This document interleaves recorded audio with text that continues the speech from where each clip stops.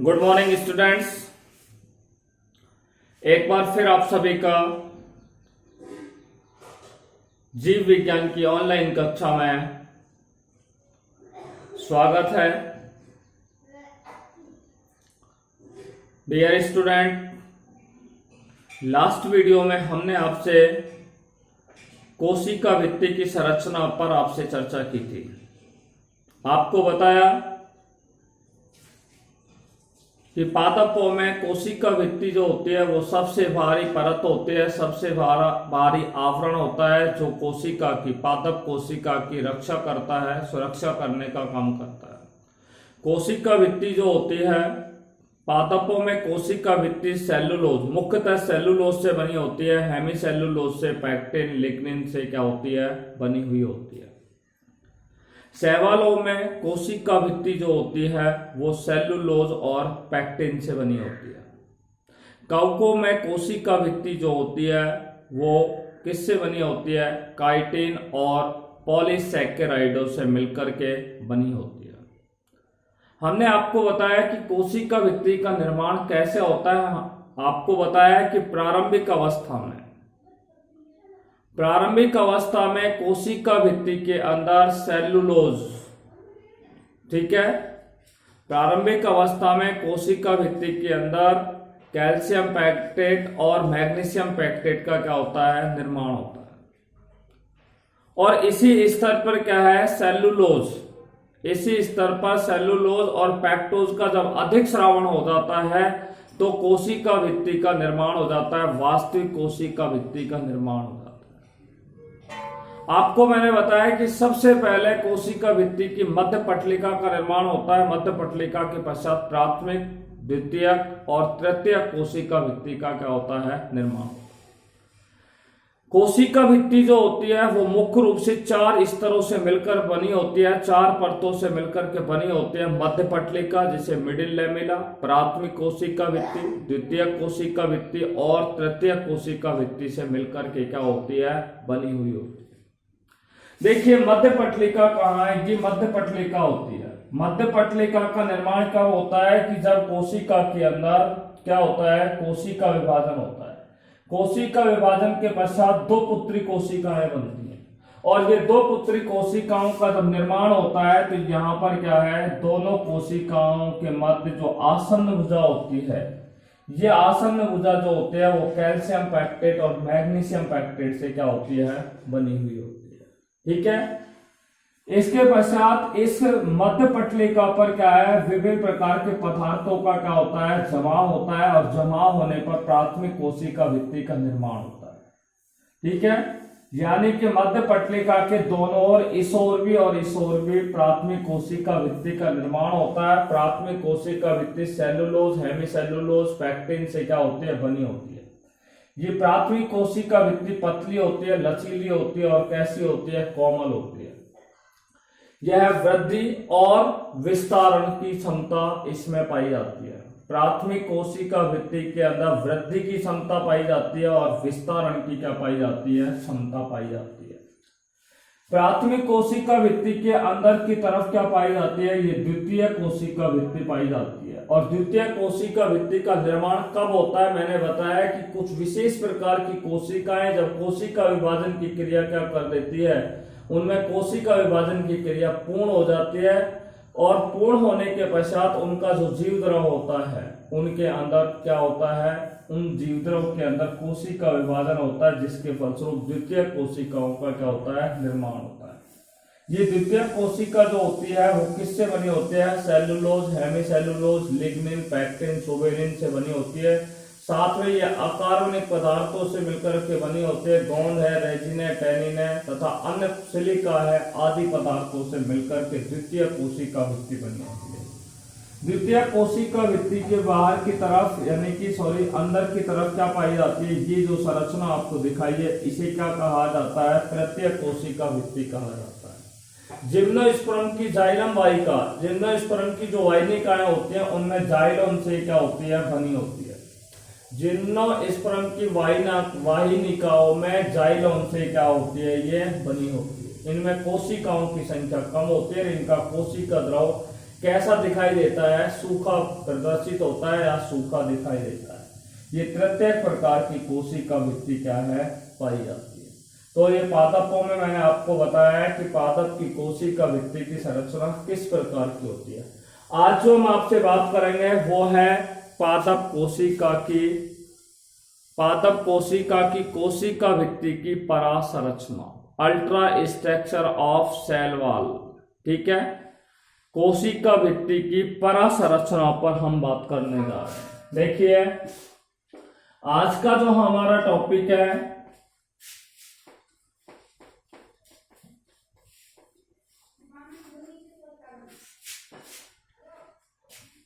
Ultra structure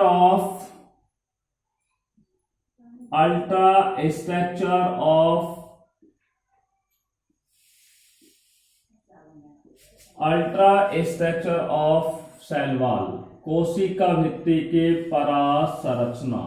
ठीक है, कोशिका भित्ति की परासंरचना किस प्रकार की होती है उस पर हम आपसे बात करने जा रहे हैं। देखिए 1932 में इलेक्ट्रॉन सूक्ष्मदर्शी की खोज हुई। 1932 में इलेक्ट्रॉन सूक्ष्मदर्शी की खोज, दो वैज्ञानिक थे, इलेक्ट्रॉन सूक्ष्मदर्शी की क्या की गई, खोज की गई। और इलेक्ट्रॉन सूक्ष्मदर्शी की खोज करने वाले वैज्ञानिक का नाम था नॉल और दूसरे वैज्ञानिक का नाम था रस्का। नॉल और रस्का नाम के वैज्ञानिक ने इलेक्ट्रॉन सूक्ष्मदर्शी की क्या की थी, खोज की। इलेक्ट्रॉन सूक्ष्मदर्शी की सहायता से, ध्यान से सुनना, इलेक्ट्रॉन सूक्ष्मदर्शी की सहायता से कोशिका भित्ति का क्या किया गया, अध्ययन किया गया। इलेक्ट्रॉन सूक्ष्मदर्शी की सहायता से कोशिका भित्ति की संरचना का अध्ययन किया गया और अध्ययन करने पर यह हमें ज्ञात हुआ कि कोशिका जो होती है, ठीक है, कोशिका भित्ति जो होती है वो उसके मुख्यतः कितने भाग होते हैं, दो भाग होते हैं। इलेक्ट्रॉन सूक्ष्मदर्शी से जब कोशिका भित्ति का अध्ययन किया गया तो ये पता चला, ये ज्ञात हुआ कि जो कोशिका भित्ति होती है उसके मुख्यतः कितने भाग होते हैं, दो भाग होते हैं। कोशिका भित्ति के कितने भाग होते हैं, दो भाग होते हैं। नंबर एक रेशक, जिन्हें फाइब्रिल्स के नाम से जाना जाता है, फाइब्रिल्स। और दूसरा है आधारीय पदार्थ, जिसे क्या बोलते हैं, मैट्रिक्स या बेसल सब्सटेंस के नाम से भी जाना जाता है, मैट्रिक्स भी इसे कहा जाता है। आधारीय पदार्थ या इसे हम क्या कह सकते हैं, मैट्रिक्स कह सकते हैं। सबसे पहले मैं आपसे बात कर रहा हूं कि रेशक क्या है। देखिए रेशक क्या है, रेशक जो होते हैं कोशिका भित्ति के मुख्यतः दो भाग होते हैं, एक रेशक होता है, दूसरा आधारीय पदार्थ होता है। अब मैं बात कर रहा हूं कि रेशक क्या है। रेशक क्या है कि सेलुलोज से बने हुए तंतु होते हैं। सेलुलोज से क्या है, बने हुए क्या होता है, तंतु होता है। रेशक क्या होता है, सेलुलोज से बने हुए क्या होता है, सूक्ष्म तंतु होता है। ठीक है, रेशक क्या होता है, सेलुलोज से बने हुए सूक्ष्म क्या होता है, तंतु होता है। इस तरीके से रेशे के आकार की संरचना पाई जाती है।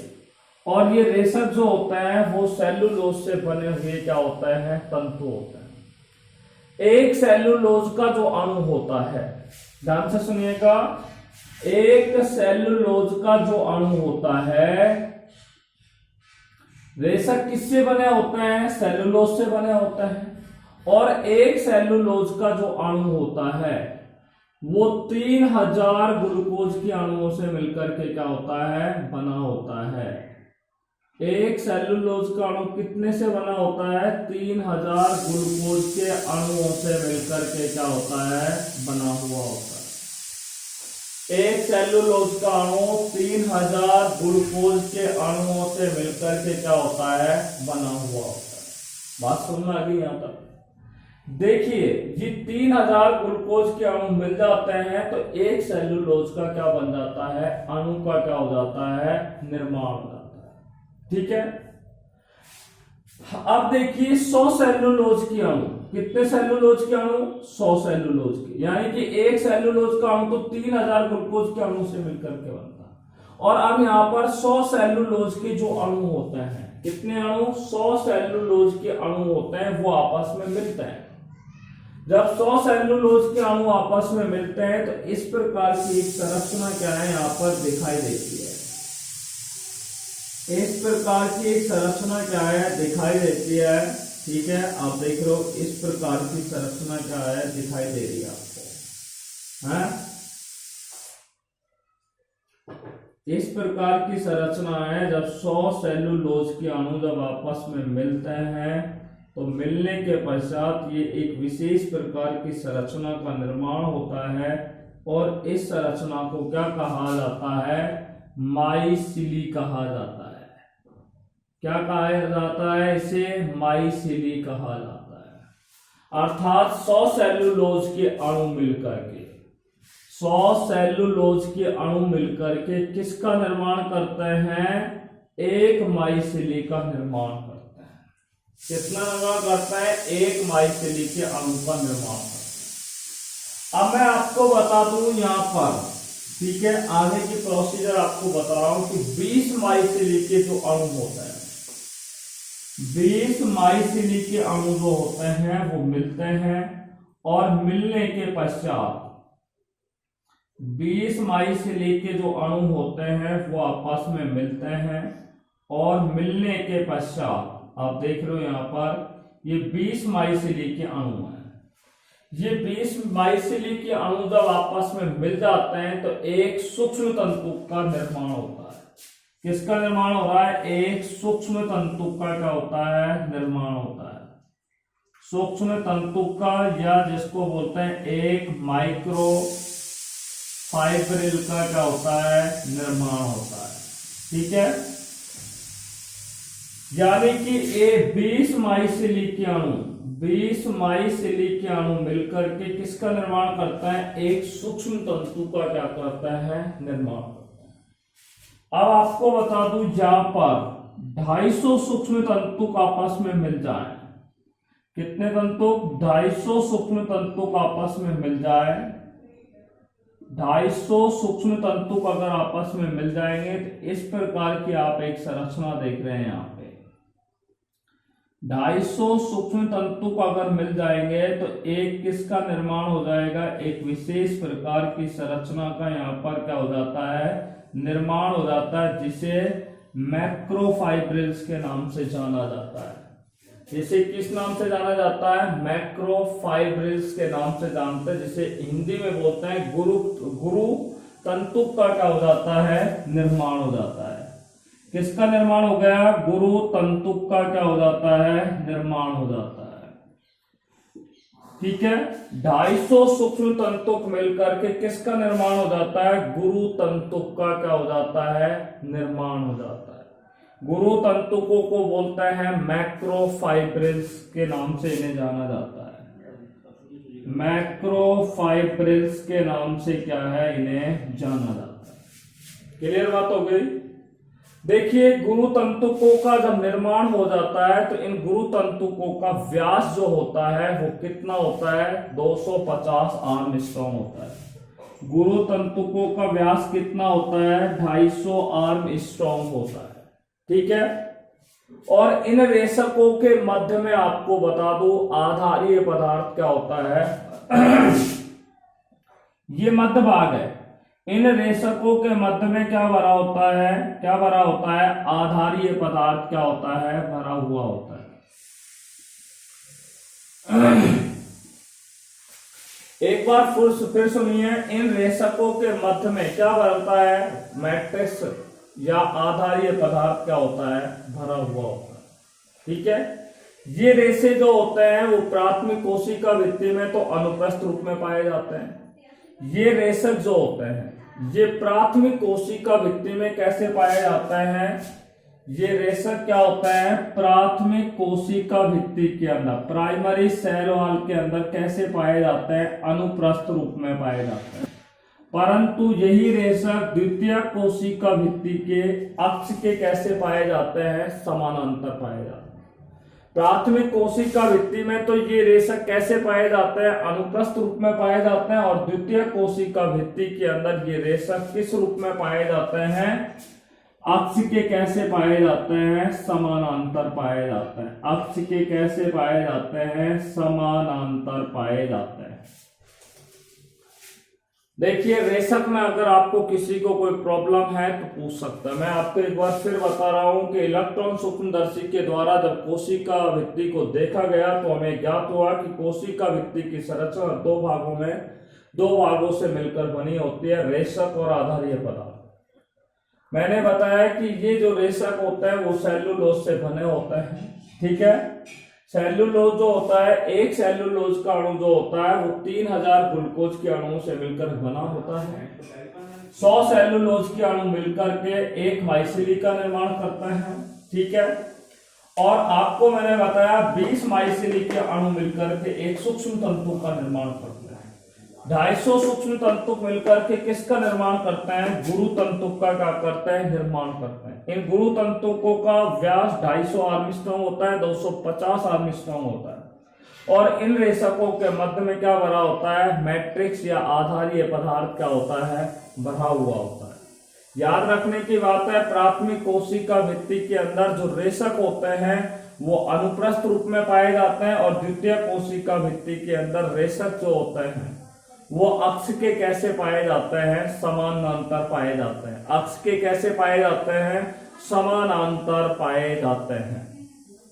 देखिए इसके बाद हम बात करते हैं आधारीय पदार्थों के बारे में। देखिए प्राथमिक द्वितीयक कोशिका जो भित्ति होती है, प्राथमिक कोशिका भित्ति और द्वितीय कोशिका भित्ति, मैं एक बार फिर आपको कोशिका भित्ति की ओर ले चलता हूं। यहां तक आपकी समझ में आ गया। अब हम बात करेंगे केवल आधारीय पदार्थों के बारे में, आपसे बात करेंगे। देखो भाई,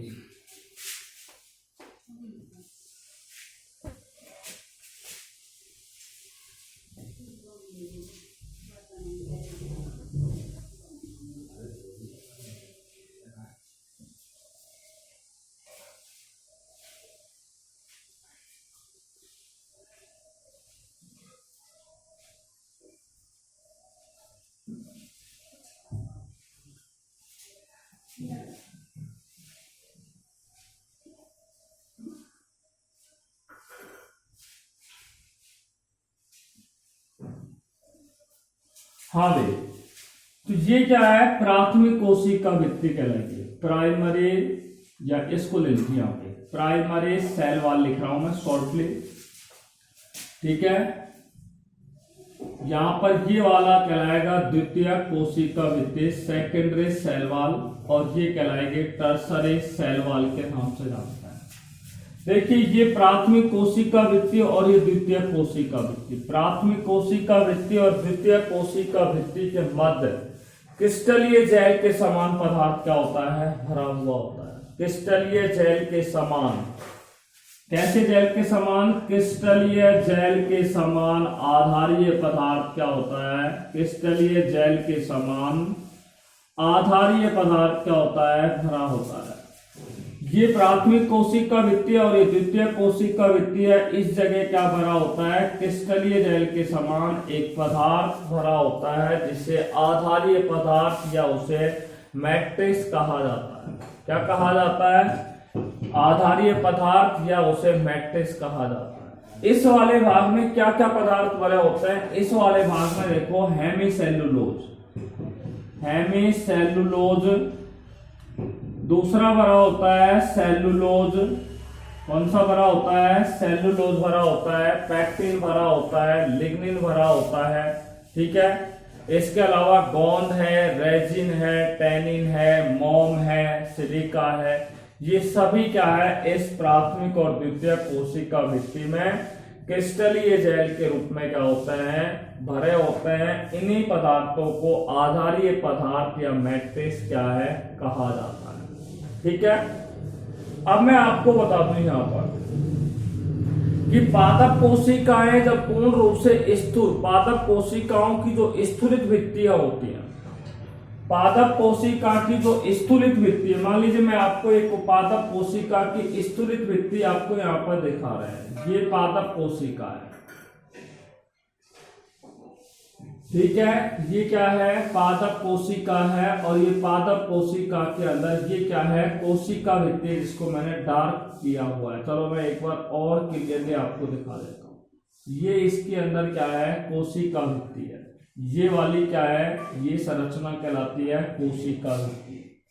तो पादप कोशिका की भित्ति कैसी होती है, स्थूलित भित्ति होती है। उस स्थूलित भित्ति के अंदर क्या है, जगह जगह सेलुलोज का अभाव होता है। जैसे ये जगह सेलुलोज का अभाव है, ये जगह सेलुलोज का अभाव है, इस जगह पर क्या है, सेलुलोज का क्या होता है, अभाव होता है। जहां पर सेलुलोज, जिस कोशिका भित्ति, पादप कोशिका के जिस स्थान पर, पादप कोशिका भित्ति के जिस स्थान पर सेलुलोज का अभाव होता है, ठीक है, जिस स्थान पर किसका अभाव होता है, सेलुलोज का अभाव होता है, उस कोशिका भित्ति के स्थान पर क्या पाए जाते हैं, सूक्ष्म क्या पाए जाते हैं, छिद्र पाए जाते हैं, या सूक्ष्म गर्त के समान संरचनाएं क्या है, पाई जाती है।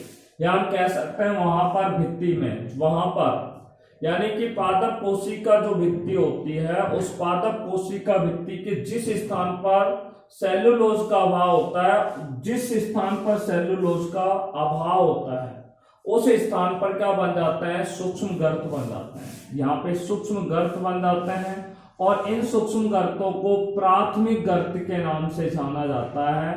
प्राइमरी पिट इन्हें कहा जाता है। क्या कहा जाता है, प्राथमिक गर्त या प्राइमरी पिट इन्हें क्या है, कहा जाता है। देखिए, प्राथमिक गर्त जो होते हैं, दो आसन्न कोशिकाओं के क्या होते हैं, आमने सामने होते हैं। आसन्न कोशिकाओं के कैसे होते हैं, आमने सामने। देखो, ये इधर होगा, ये इधर होगा, तो दोनों आमने सामने स्थित होते हैं। प्राथमिक गर्त जो होते हैं वो आसन्न कोशिकाओं के कैसे होते हैं, आमने सामने स्थित होते हैं।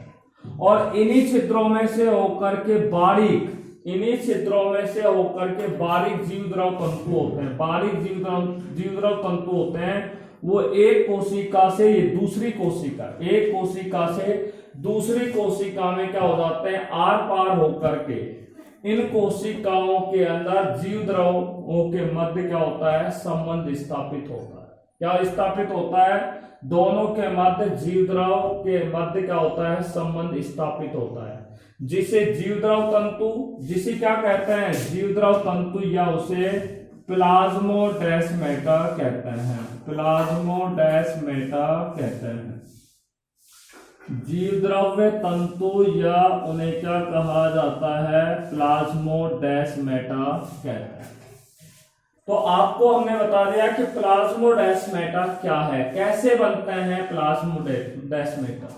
हमने बताया कि जब पादप कोशिका की भित्ति कैसी होती है, स्थूलित होती है, तो स्थूलित होने पर उस पादप कोशिका की भित्ति पर जगह जगह सेलुलोज का क्या हो जाता है, अभाव हो जाता है। सेलुलोज की परत का क्या हो जाता है, सेलुलोज की परत का जगह जगह पर क्या हो जाता है, अभाव होता है। और वहां भित्ति पर, वहां उस कोशिका भित्ति पर क्या है, क्या बन जाते हैं, सूक्ष्म गर्त बन जाते हैं। उन सूक्ष्म गर्तों को प्राथमिक गर्त कहते हैं। क्या कहते हैं, प्राथमिक गर्त कहते हैं। प्राथमिक गर्त जो होते हैं वो दो आसन्न कोशिका, प्राथमिक गर्त जो होते हैं वो दो आसन्न कोशिकाओं के कैसे होते हैं, आमने सामने होते हैं। इन्हीं आसन्न कोशिकाओं में से होकर के बारीक जीवद्रव तंतु एक कोशिका से दूसरी कोशिका के क्या जा सकते हैं, आर पार क्या है, जा सकते हैं। आर पार क्या है, आ सकते हैं और जा सकता है, जिससे इन दोनों कोशिकाओं के जीवद्रव में क्या स्थापित हो जाता है, एक संबंध स्थापित हो जाता है, एक रिलेशन इनके अंदर क्या हो जाता है, स्थापित हो जाता है, जिसे जीवद्रव तंतु या उसे क्या कहा जाता है, प्लाज्मोडेस्माटा कहा जाता है। प्लाज्मोडेस्माटा के कारण ही पादप कोशिका के अंदर कोशिका द्रव की निरंतरता बनी रहती है। पादप कोशिका के कारण ही, सॉरी, प्लाज्मोडेस्माटा के कारण ही पादप कोशिकाओं में कोशिका द्रव की निरंतरता, ठीक है, कंटिन्यूटी क्या होती है, बनी रहती है। ठीक है, हमने आपसे बात कर ली है आधारीय पदार्थों पर। एक बार फिर आपको आधारीय पदार्थ बता रहे हैं। हमने आपको बताया कि पादप जो कोशिका होती है, ठीक है, पादप जो कोशिका होती है उसमें ये प्राथमिक कोशिका भित्ति होती है, ये द्वितीय कोशिका भित्ति होती है। प्राथमिक कोशिका भित्ति और द्वितीय कोशिका के भित्ति के मध्य एक क्या है, क्रिस्टलीय जेल के समान पदार्थ क्या होता है, भरा हुआ होता है, जिसमें कौन कौन से पदार्थ होते हैं, सेलुलोज होता है, हेमीसेलुलोज होता है, जल भी होता है, मैं आपको बताऊं जल भी होता है, ठीक है। इसके अलावा ग्लाइकोप्रोटीन होती है। कौन सी प्रोटीन होती है, ग्लाइकोप्रोटीन होती है, पैक्टिन होता है, सेलुलोज, हेमीसेलुलोज, ठीक है। इन पदार्थों के अलावा भी मैं आपको बता दूं इसमें क्या पाए जाते हैं, गोंद है, रेजिन है, टैनिन है, मोम है और सिलिका भी इसके अंदर क्या है, पाए जाते हैं। पादप कोशिका जब स्थूलित अवस्था में आ जाती है तो उसकी भित्ति पर जगह जगह सेलुलोज का क्या हो जाता है, अभाव हो जाता है। इन जगह पर मैं आपको गोला दिखा रहा हूं, ये क्या है, यहाँ पे सेलुलोज का क्या है, अभाव है। और जिन स्थानों पर सेलुलोज का अभाव होता है वहां भित्ति पर सूक्ष्म गर्त बन जाते हैं, जिन गर्तों को प्राथमिक गर्त कहा जाता है। क्या कहा जाता है, प्राथमिक गर्त कहा जाता है। प्राथमिक जो गर्त होते हैं वो दो आसन्न कोशिकाओं के आमने सामने होते हैं। किसके सामने होते हैं, दो आसन्न कोशिकाओं के आमने सामने होते हैं। इनमें से होकर के बारीक जो जीवद्रव पदार्थ होते हैं, जीवद्रव तंतु होते हैं, वो एक कोशिका से दूसरी कोशिका में क्या है, आर पार जा सकते हैं और इन कोशिकाओं के जीवद्रव में क्या हो जाता है, संबंध स्थापित हो जाता है, जिसे जीवद्रव तंतु या उसे प्लाज्मोडेस्माटा कहा जाता है। क्या कहा जाता है, प्लाज्मोडेस्माटा कहा जाता है। प्लाज्मोडेस्माटा के कारण ही मैंने आपको बताया कि पादपों की जो कोशिका होती है उनमें कोशिका द्रव की मात्रा निरंतर रूप से बनी हुई रहती है। देखिए इसके बाद हम बात करते हैं कोशिका भित्ति के कार्य। भाई कोशिका भित्ति के, इस कोशिका भित्ति के क्या कार्य है, what are the functions of cell wall. आज जो हम दूसरे टॉपिक पर अध्ययन करने जा रहे हैं वो है फंक्शंस ऑफ सेल वॉल, कोशिका भित्ति। दूसरा हमारा टॉपिक है आज का कोशिका भित्ति के कार्य, फंक्शंस ऑफ सेल वॉल। देखिए कोशिका को निश्चित आकार और आकृति जो प्रदान की जाती है वो कोशिका भित्ति के द्वारा ही प्रदान की जाती है। कोशिका को निश्चित आकार और आकृति जो प्रदान की जाती है वो किसके द्वारा प्रदान की जाती है, कोशिका भित्ति के द्वारा ही प्रदान की जाती है। निश्चित आकार और आकृति, निश्चित आकार और आकृति जो प्राप्त होती है वो किसके कारण होती है, कोशिका भित्ति के कारण ही होती है। तो पादप कोशिका को निश्चित आकार और आकृति जो प्राप्त होती है वो किसके कारण प्राप्त होती है, कोशिका भित्ति के कारण प्राप्त होती है। नंबर एक बात ध्यान रखना। दूसरा है पादप कोशिका जो होती है, ठीक है, उसका ये सबसे भारी क्या होता है, आवरण होता है। कोशिका भित्ति जो होती है वो पादप कोशिका का कौन सा आवरण होता है, सबसे भारी आवरण होता है। और ये सबसे भारी आवरण होने के कारण पादप कोशिका की क्या करता है, सुरक्षा करने का कार्य करता है। किसका कार्य करता है, पादप कोशिका की सुरक्षा करने का काम करता है। क्यों करता है, क्योंकि यह पादप कोशिका का सबसे भारी आवरण होता है। तीसरे बिंदु पर अगर हम बात करें, पादप कोशिका जो होती है, कोशिका भित्ति होती है, वो कोशिका को क्या प्रदान करती है, दृढ़ता प्रदान करती है। पादप कोशिका को कोशिका भित्ति क्या प्रदान करती है, दृढ़ता प्रदान करने का कार्य करता है। ये तीसरा कार्य होगी। कोशिका भित्ति जो होती है वो पादप कोशिका को क्या प्रदान करती है, दृढ़ता प्रदान करने का कार्य करती है। देखिए नेक्स्ट बात करूं, मैं आपको बता दूं पादप कोशिका जो होती है, ठीक है, पादप कोशिका भित्ति जो होती है वो पादप कोशिका को यांत्रिक सहायता प्रदान करती है। ठीक है, यांत्रिक सहायता नहीं बोल रहे तो यांत्रिक शक्ति प्रदान करने का कार्य करती है। कोशिका भित्ति जो होती है वो पादप कोशिका को यांत्रिक शक्ति प्रदान करने का क्या करती है, कार्य करती है। अगर नेक्स्ट बात करें हम, तो हमने आपको अभी बताया कि कोशिका के मध्य में क्या पाए जाते हैं, कोशिकाओं के मध्य में प्लाज्मोडेस्माटा पाया जाता है, जीवद्रव तंतु पाया जाता है। और ये प्लाज्मोडेस्माटा की सहायता से परासरणी दाब का क्या बना रहता है, पादपों में संतुलन बना रहता है। ऑस्मोटिक प्रेशर का जो संतुलन बना रहता है वो किसके कारण बना रहता है, प्लाज्मोडेस्माटा के कारण ही बना रहता है। ठीक है, तो पादपों के अंदर या कोशिकाओं के मध्य उपस्थित प्लाज्मोडेस्माटा या जीवद्रव जो तंतु होते हैं, इन्हीं की सहायता से पादपों के अंदर परासरणी दाब का क्या बना रहता है, संतुलन क्या है, बना रहता है। और अंतिम में कार्य की बात करूं तो अंतर कोशिकीय पदार्थों का जो संवहन होता है, दो पादप कोशिकाएं, उन दो पादप कोशिकाओं में ये दो पादप कोशिकाएं हैं और ये दो पादप कोशिकाओं के अंदर अंतर कोशिकीय पदार्थों का जो संवहन होता है, अंतर कोशिकीय पदार्थों का जो संवहन होता है वो किसके द्वारा होता है, इन्हीं प्लाज्मोडेस्माटा के द्वारा होता है। तो कोशिका के मध्य अंतर कोशिकीय पदार्थों का संवहन, इंटरसेल्युलर सब्सटेंस का ट्रांसपोर्टेशन जो होता है वो प्लाज्मोडेस्माटा के द्वारा या जीवद्रव तंतुओं के द्वारा होता है। एक बार फिर मैं आपको बता रहा हूं कोशिका भित्ति के कार्य। कोशिका भित्ति पादपों को एक निश्चित आकार और आकृति प्रदान करती है। कोशिका भित्ति पादपों का सबसे भारी आवरण होता है जो पादपों की सुरक्षा करने का काम करती है। कोशिका भित्ति जो होते हैं वो पादपों को दृढ़ता प्रदान करने का कार्य करती है। कोशिका भित्ति जो होती है वो पादपों को यांत्रिक शक्ति प्रदान करने का कार्य करती है। या हम कह सकते हैं कि कोशिका भित्ति यांत्रिक शक्ति, कोशिका को यांत्रिक शक्ति प्रदान करने का कार्य करती है। देखिए, मैंने आपको बताया कि कोशिका के अंदर क्या पाए जाते हैं, प्लाज्मोडेस्माटा पाए जाते हैं। ठीक है, कोशिका के अंदर या कोशिका के मध्य में प्लाज्मोडेस्माटा पाए जाते हैं। ये प्लाज्मोडेस्माटा जो होता है वो परासरण के संतुलन, परासरण दाब के संतुलन में क्या होते हैं, सहायक होते हैं। और सबसे अंत में मैंने बताया कि कोशिका के अंदर जो अंतर कोशिकीय पदार्थों का जो संवहन होता है वो किसके द्वारा होता है, प्लाज्मोडेस्माटा के द्वारा ही होता है। नेक्स्ट वीडियो में हम आपसे अब बात करेंगे कोशिका झिल्ली के बारे में बात करेंगे। कोशिका झिल्ली की खोज के बारे में आपसे बात करेंगे। कोशिका झिल्ली के संबंध में उनकी संरचना के बारे में बात करेंगे और उनके संबंध में दिए गए विभिन्न प्रकार के जो मॉडल्स है, सिद्धांत है, उन पर आपसे नेक्स्ट क्लास में आपसे चर्चा करेंगे।